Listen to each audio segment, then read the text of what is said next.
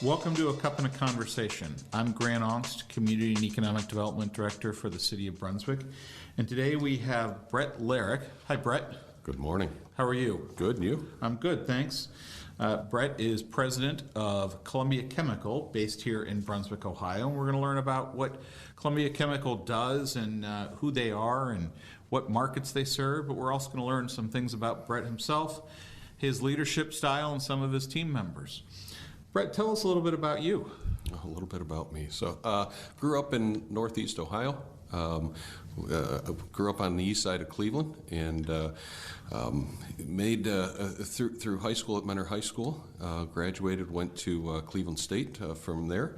Had an interest in chemistry from a high school chemistry teacher, and while I was in senior year, she would take me and another student around and do chemical magic shows for elementary school kids. Oh, that's cool. So it was kind of neat, little miscellaneous kind of fun magic tricks. Sounds like a dry ice event. Yeah, there was some dry ice involved. There was a number of different things involved with it. But that kind of sparked the interest in chemistry. And so I followed that on through college, got the degree in chemistry, and stayed in the chemical field.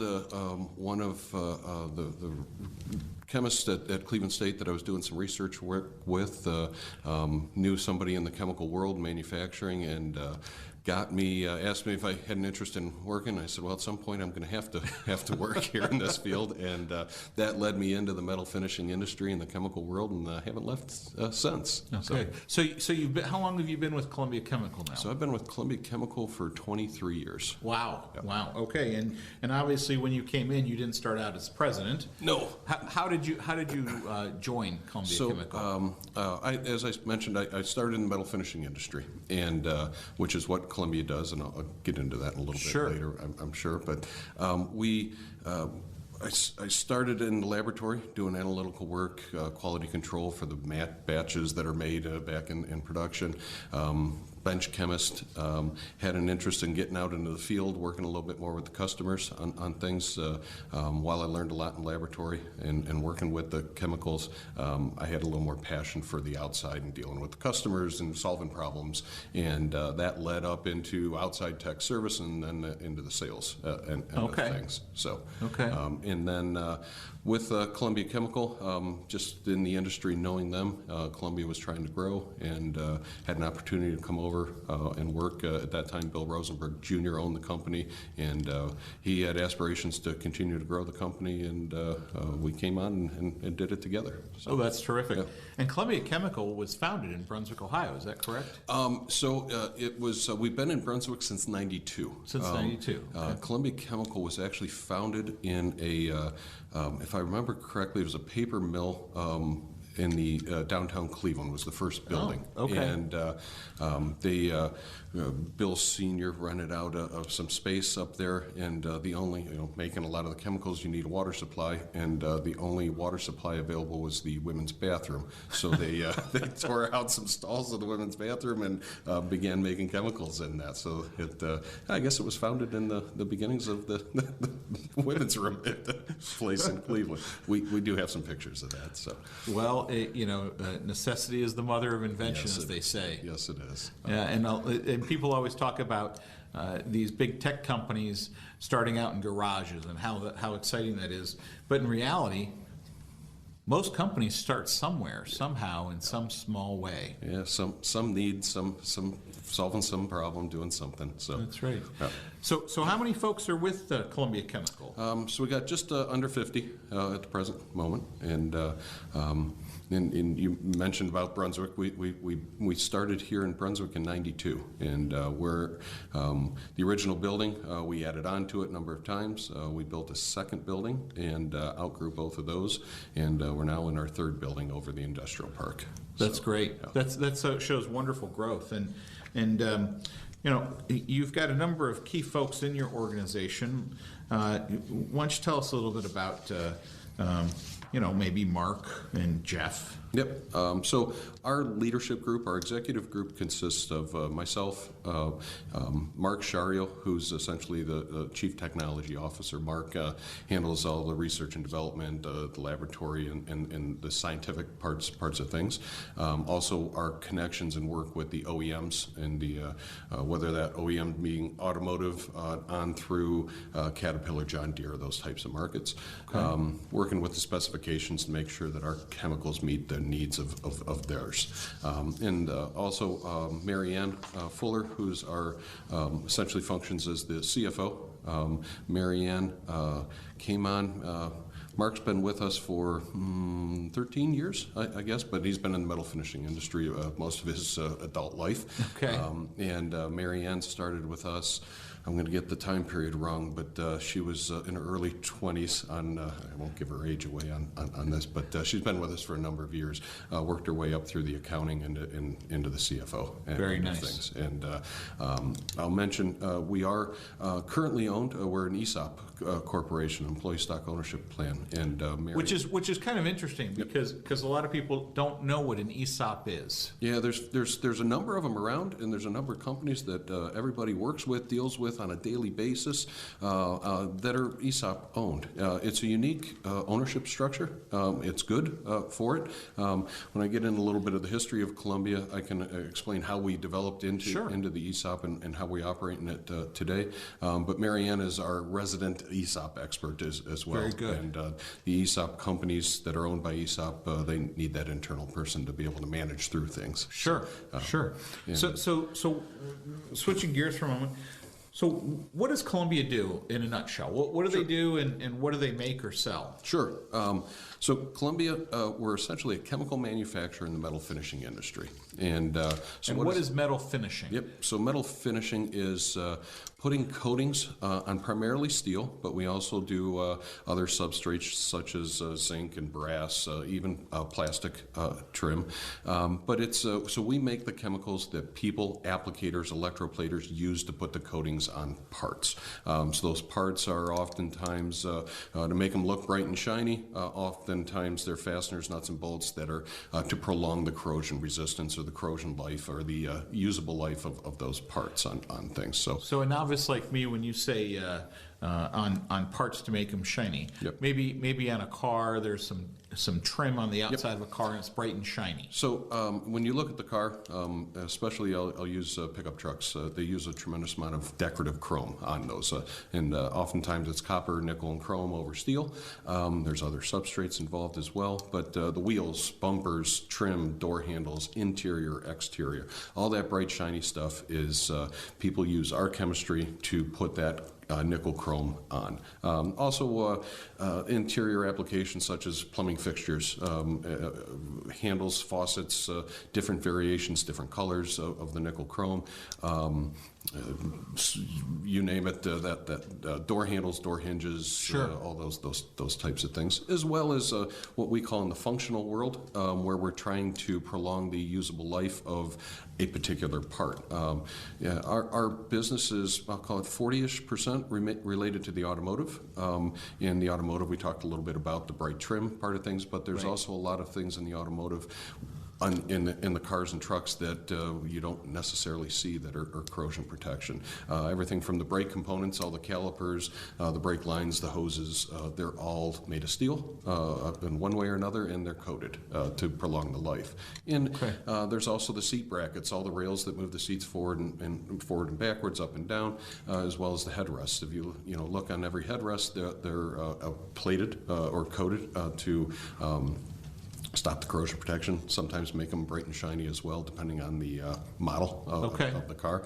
But there's different needs. The interior is different than the exterior. The interior is not getting subjected to wind, rain, snow, that type of thing, where the exterior and the brake component, they've got heat, they've got cold, they've got snow, salt, etc. So there's different levels of corrosion protection, thus different levels of chemistry involved. And are there different, Brett, chemistries for different areas of the country or the world that you supply? Yeah, so we do about 40% of our business export out of the United States. And there's the Atmospheres in northern Ohio are quite different than southern states, as well as down in Mexico, which are also quite different over in Asia, some of the humidity areas. So there's different chemistries, there's different technology that are involved in each of those different places. So you need to know where your products are going to end up. Yep.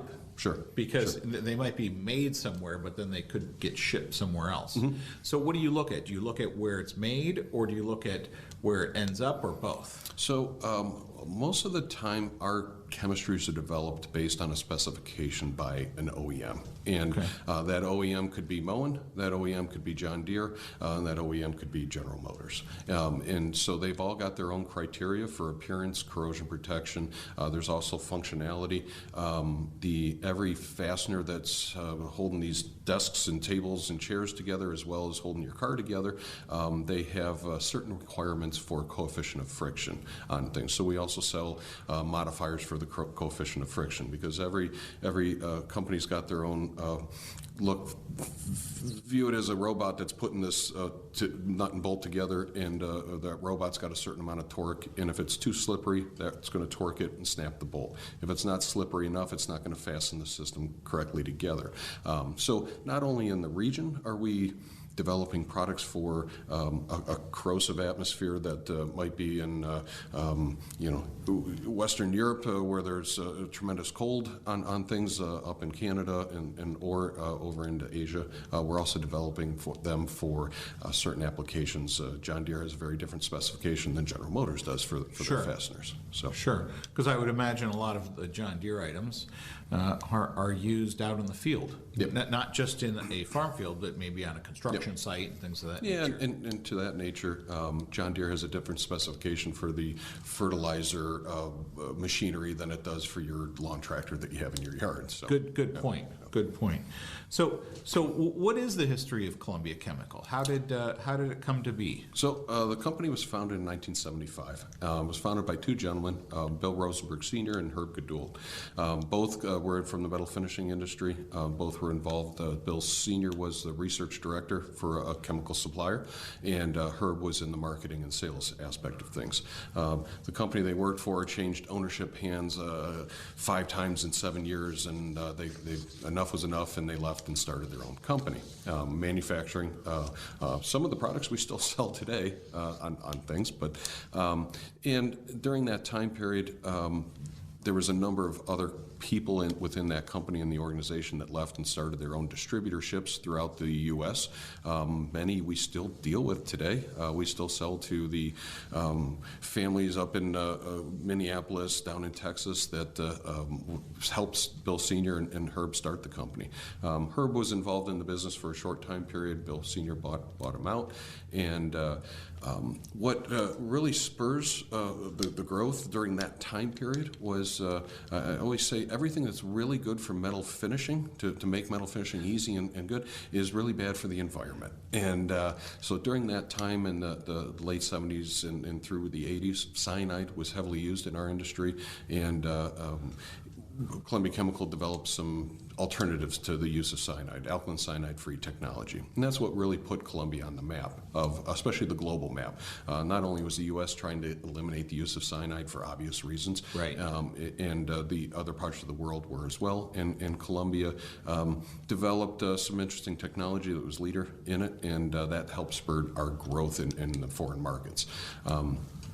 Bill Jr. got involved in the business in the mid to late 80s, helped spur that foreign growth, especially with the cyanide-free technology, and but he helped promote it into the foreign markets. Bill was traveling over to Asia and China before anybody else, before it was fashionable to do. So, but it helped spur the growth of Columbia. So Bill then bought the company from his father in the mid '90s. Had a little different vision of growth, and Bill was very science oriented like his father, but he had a much more marketing mind than what his dad did, and began to promote Columbia Chemical more. Began to grow the company, utilize the strengths of the technology that we had in the marketplace. And then in the early 2000s, late 90s, early 2000, again, that theory of what's good for metal finishing is bad for the environment. Hexavalent chrome was another chemistry that was heavily used in the industry. How would people know what that is? Yeah. So hexavalent chrome, for those of us at a certain age, remember the Aaron Brockovich movie? That movie was all about hexavalent chrome. Different use than the metal finishing industry, but that was associated with that movie, but it was still hexavalent chrome. In the industry was a heavy user of hexavalent chrome. The automotive companies began to change. They developed a ELV, which was the end-of-life vehicle program. They were worried about a component on a car that would go to a landfill at the end of the life of the vehicle and have the possibility of leaching out of that part into the groundwater through rain. So Columbia Chemical developed some technologies to eliminate the use of hexavalent chrome. That product line probably encompasses about 35 or almost 40% of our total business today. And so we developed the technologies that help springboard us into the OEMs and the specifications, because as they begin to change, they begin to develop new requirements that we were able to meet the needs for. So really what Columbia was driving towards really is the early stages of what everybody refers to now as ESG, but the reality is that it was good for business, and business grew because of doing something better, not just for the environment, but it also has to be better for the actual end use. Yes. As well. At the same time, you still need to make a profit. Yes. That's very important. The cycle of the economy Yep. really works better when Yep. people have money moving around. Yes, it certainly does.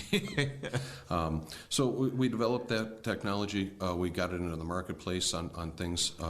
And we weren't necessarily the first or only company to bring that type of product line to the market. But we certainly believe we were better than the competition at that, not only in the use, but in the performance and things. And, our slogan today is, what is it that Columbia Chemical does? We simplify surface finishing. Everything that we do at Columbia Chemical revolves around developing technologies to make it easier for our customers to do business, making sure that we get product there in a timely fashion, et cetera, and things. So it really revolves around simplifying surface finishing, making it easier to do. But back to your original question of a little bit of the history, I'll finish it up for you. Bill Rosenberg, we grew the business. We developed new technologies in the mid-2000, about 2005, 2006. Bill dipped his toe in the exit strategy and sold 30% of the company to the ESOP, the Employee Stock Ownership Plan, to see if it was a good model for him and his exit strategy, as well as the management that was still there that helped Bill grow. It turned out to be a nice strategy for us. And in 2011, he sold the remaining 70% of the company to the employees, making it 100% employee-owned group. So it's an interesting business model. One of the best perks to the ESOP is the culture. It creates an ownership culture within the company. Everybody understands what we're trying to do. Everybody understands the role they play in it and what their effect is on the value of the company, which they share in. So everybody from somebody who may be working on the dock or mixing chemicals to somebody working in an office or being an administrative assistant, they all share in some form of ownership of the company. Yeah, when you call or show up at Columbia Chemical, you're talking to an owner. On some level, on things, you're talking to an owner of the company. And that does show through with the culture. Yeah, and as you know, Brett, I've been to your business many times, and the interesting thing is that people pick up after themselves. They put things away. They turn lights off. Yeah. They pay attention to just their general surroundings, and that may sound very simplistic, but the reality is that in the end, they recognize that everybody has to work as a team to Yes. finish where they need to go. Yeah. Yeah, and you certainly get that sense in walking through our place. So. Absolutely. So that's quite a story about Columbia Chemical, and thank you for that. But as I was doing a little homework, one of the things I found out there in the internet world was something about spotlight on Pickle Pal. Do you happen to remember Pickle Pal? I found it very interesting. I was hoping you could share a little bit about us what Pickle Pal and Pickle Pal Plus are. Yeah, so there's in the process of metal finishing, one of the stages, so parts are manufactured, and when parts are manufactured, before they can get electroplated, they need to be cleaned. The cutting oil or stamping oil or drying compound need to be cleaned off of those.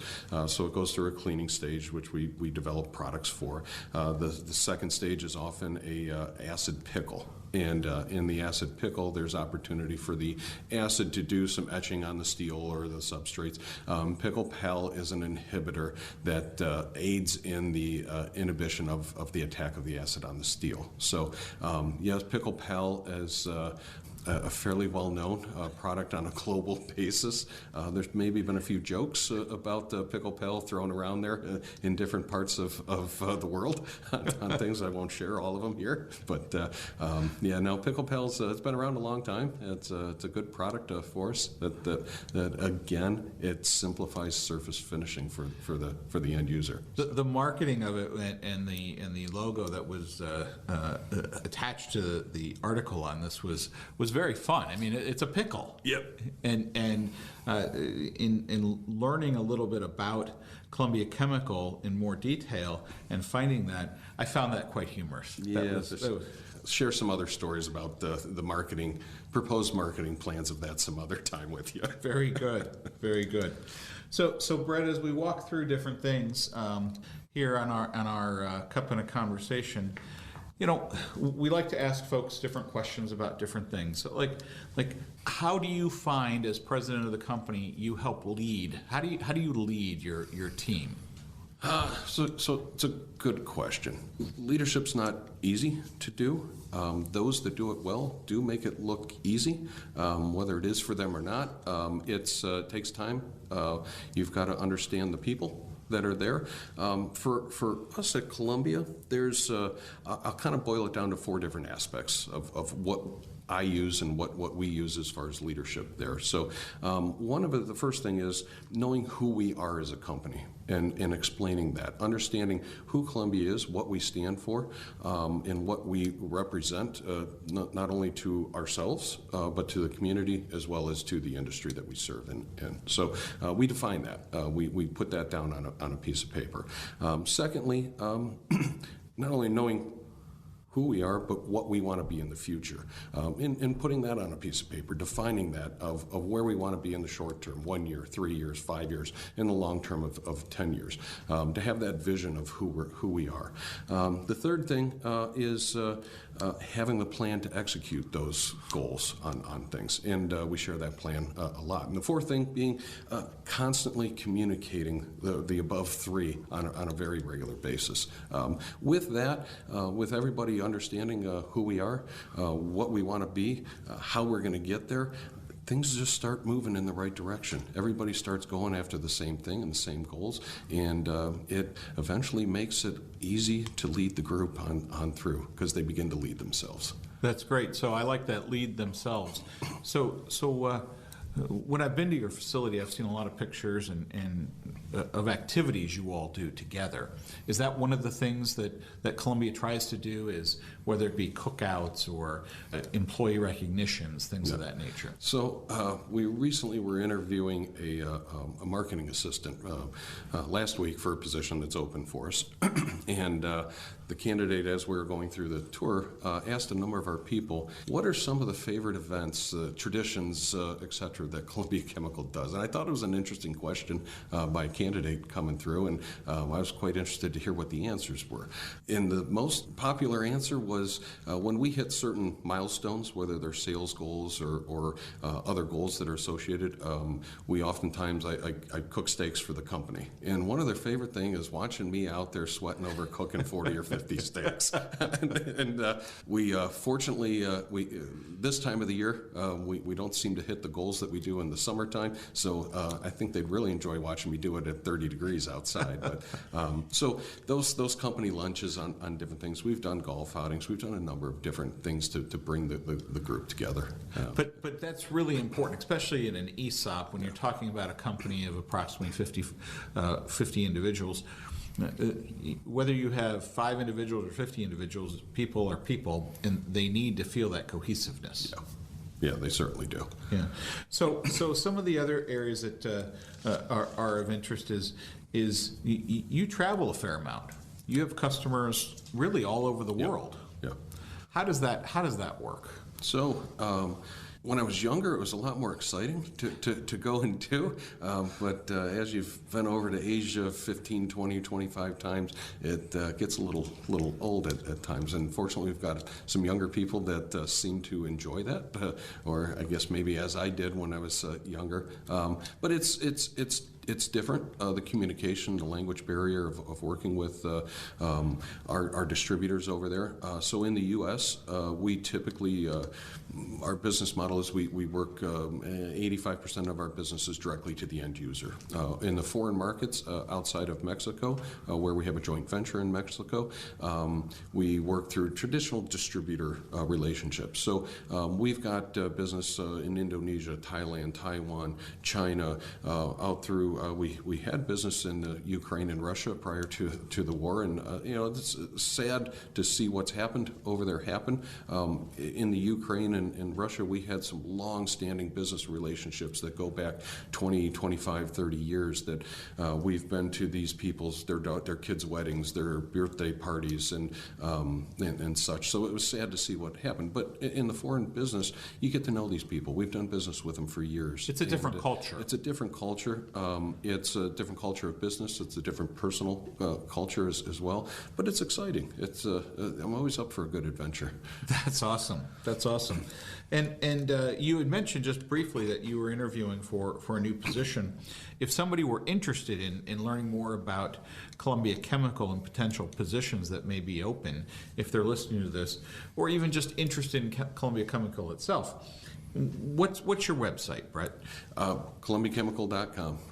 So pretty direct. We keep it pretty simple. There you go. So a few other areas that we've got to talk about, which are critical to the survival of things. What's your favorite donut? Oh, anything with chocolate. Anything with chocolate. If you can make it chocolate cream filled with chocolate on the top, I'm in. And where is your favorite donut place? So I live out on the east side. There's one out here as well. Spud Nuts is probably my favorite donut place. So they're hard to find, but they're pretty good. Okay. What about your favorite pizza? So we had pizza. So we did our inventory. We shut down last week, and so we had Thursday brought pizza in, and a place I think it's local here, Ohio Pie. Ohio Pie. It was the best pizza I've ever had. It was phenomenal. Terrific! It was really good.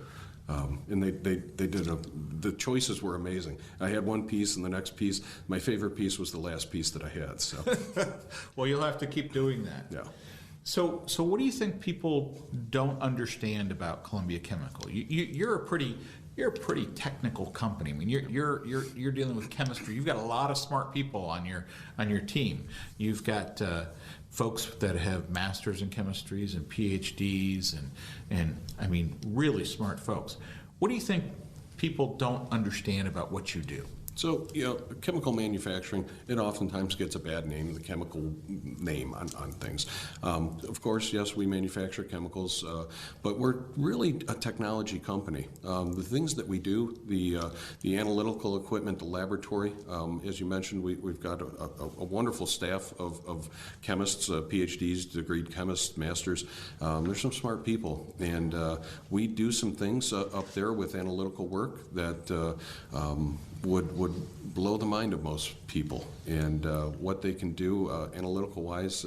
I have a degree in chemistry that I haven't used in 30 years, and they're brilliant up there. So the technology is what drives our company, not just the chemical manufacturing.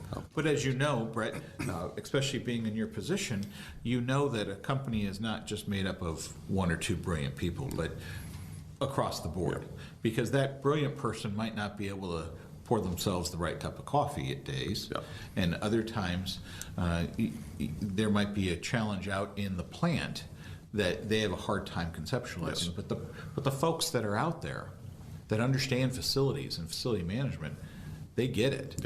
And I know at one time you got to spend time out there. And what did you find when you worked out in the plant for a while? It's always good to go back there and spend some time working with them, making some chemistry, doing things. it's a special mind, a special person to be able to make a product. To our group in research and development that develops a technology that might involve a reaction, to take that off scale bench and move it out into the plant, it takes a big team to be able to do it. It takes the science-minded guy to understand the chemical reaction, how to control it, how to handle it. It also takes the production guys to know how to use the material handling equipment to add things safely and move product in and out of the tanks on things. And it's always good to see that, especially how hard they work back there, because I do it for a day or maybe a day and a half, and it's really hard to get out of bed the next morning. And they do it day in, day out on things. They're quite remarkable. And very much appreciated that they do it day in and day out. Yeah. You mentioned safety and doing things safely. I would imagine that's a big part of your company and your the things that you have to address in your style of business. Yeah. We're chemical manufacturers. I mentioned technology, but we still making chemicals. We handle chemicals, hazardous, non-hazardous, acids, bases, alkaline, all powders, liquids, a number of different things. So, safety is very important. We've got a safety committee that handles a lot of the big stuff, but we've also got a group that keeps things in monitor on us as well. It's an important aspect of things. Everything from tripping hazards to chemical handling on things. That's great, and that's very much needed, obviously. So, when you think about how you learn, and especially as being in a leadership role like you are, what do you think you've learned from times when in our schooling here in this country, we learn on success and not necessarily failure? And my argument point is that sometimes you learn more from failure, and not even necessarily failure. It's really, to me, more of a learning experience. Okay, so you didn't score the goal. How do you do it next time? So what are some of the things that you've learned along the way that you looked at as, probably would have thought about that in a different fashion, that now lends itself to helping continue to lead the company? Yeah.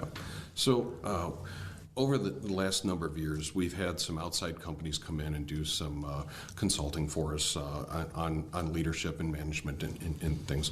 One of the things we did as a group, we did some called personality profile testing, and we went through the group and we explained. They explained our different the leadership's personality profiles, and in mine. The person that was explaining my personality to the group came back and said, "Brett, we've done a lot of this testing, and there's only been one other person in all the history of us doing the testing that has less empathy than you." And it struck a chord with me of maybe I'm not the most empathetic person, but it was good for me to understand that, to learn that, and looking back at some of the things I've made decisions on and everything. So I've had to learn some empathy on things. So we call it now, Brett has selective empathy on things. But that's really, when you're leading a group of people, that's the one thing about management, right? You can manage, but you're not managing anything unless you're managing people or a process. Yeah. And that usually takes a team. Yeah. And that team is really important.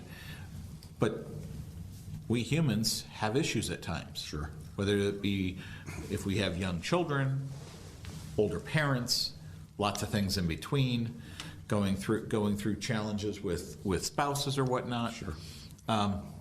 So being able to look back and reflect upon that probably was fairly enlightening to you. It was, and it changed the way that I approach a situation. I try very hard to put myself in the person's shoes and the person's situation to understand all those things that you just mentioned that might be going through them in a daily life. So am I perfect at it? No, absolutely not. But I will say I'm better at it. Well, that's good. I'm not sure if my kids will agree to that, but we'll see. Okay. Well, now I always ask everybody that comes to the show this question. So let's say you're standing in line. Could be at the DMV, could be getting a pizza pie at Ohio Pie right here in Brunswick, Ohio. Could be one of many other places. And you start a conversation with somebody in line. You don't know them, they don't know you. What do you hope that person takes away from you as a person in that conversation? So it's a good question. I'm not sure I've been asked it that way. So what I hope that they take away is that they've enjoyed their time with me, whether they've learned something or not. But more importantly, I hope that I take away something that I've learned from them on stuff. I'm a very intuitive person, ask a lot of questions on things. Generally enjoy getting to know people. So I hope they just walk away with this experience of, well, that was fun, 15 minutes standing in line. And if that's all I can bring to somebody, then that's fantastic. That's excellent. Yeah. That's excellent. So what would you say that the most significant thing in your life has been with you and your wife? So, having our children has been. I've got a daughter, a 22-year-old daughter that's finishing up her degrees at John Carroll, and I've got a son that's at his freshman year at Mercyhurst playing soccer at Mercyhurst. The two of us, my wife and I, Andrea, going through, watching them grow up, being involved in their lives. They were very active up through. Recently they both left the house, my daughter first and my son just recently, and we began to look at each other and like, wow, it's just us again. Fortunately, we still like each other and enjoy spending time together. But it was nice for that to settle down, to see the success of what we were able to do with the kids and watch them grow. So Very good, very good.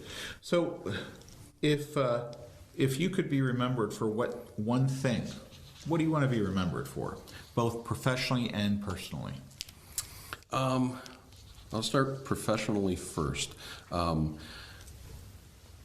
one thing I want to be remembered for, somebody that enjoys watching the others around them grow. Seeing the company grow, seeing the people within the company grow, watching them expand their horizons, watching them meet their dreams, whatever those dreams are, whether it's a professional, personal dreams on things. That's really what helps get me going every day, is watching our people grow and giving them the resources to be able to do that when they need to. Great. And what about personally? Personally, I'll bring it back to Brett being a family guy. I enjoy our family. We've spent a lot of time together on things. We've watched, as I mentioned, our kids grow up and do some amazing things so far. I attribute most of that to my wife and her influence on them, but I hope I have had a little bit to do with that. We really believe that our success in life is shown through our kids. That's fantastic. That really is. So when you got here this morning, you said that it was kind of a slow go, but you're getting going.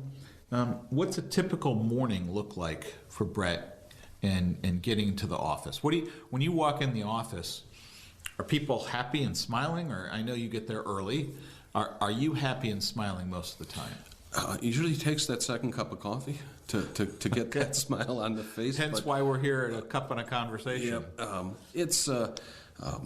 I've got a little bit lengthy commute on through, so I get a little bit of time to wake up and a little bit of time to digest things, listen to the news on the way in.